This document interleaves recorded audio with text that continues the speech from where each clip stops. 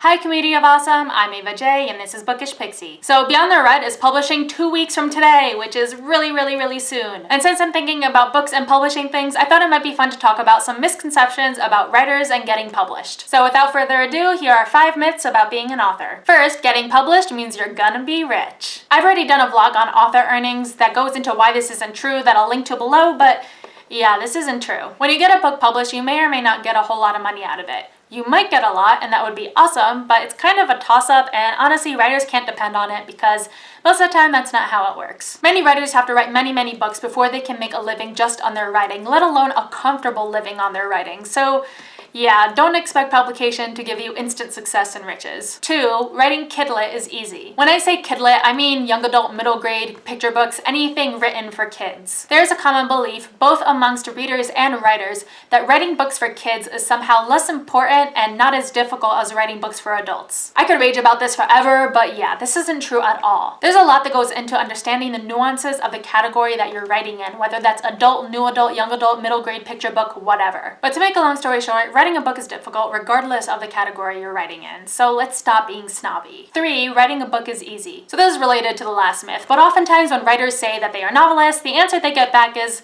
oh, I'd like to write a book someday. Which, fair enough because a lot of people want to write books, but oftentimes comments like these come from the belief that writing a book is an easy thing that they could do in their spare time sometime, and yeah, not so much. Writing a book is hard, and while I totally encourage you to go for it if that's something you want to do, know going in that it's not an easy thing. 4, writing the book is the hardest part. So a lot of people think that writing a book goes like this. You finish a first draft and immediately send it off to a publisher, and the publisher is like, hey, we love this, we're gonna publish it. And you're like, yay, and no. Writing the first draft is the easy part. Once you've written the first draft, you need to revise it a ton, and then if you want to traditionally publish, you need to get an agent, so you have to query, and then once you get an agent, you have to go on submission, and there are a lot of steps. Honestly, it often takes a lot of writers many manuscripts before they get an agent, and even after they get an agent, it sometimes takes 1 or 2 or 3 more manuscripts before one sells on submission. If you want to get published, there are a lot of steps involved, and many of those steps you can get stuck at for a long time, so in many respects, writing the book is the easy part. Finally, 5, you need connections to get published. This myth can go die in a fire. Writers work really friggin' hard to get published, and honestly, this is a really damaging and insulting myth because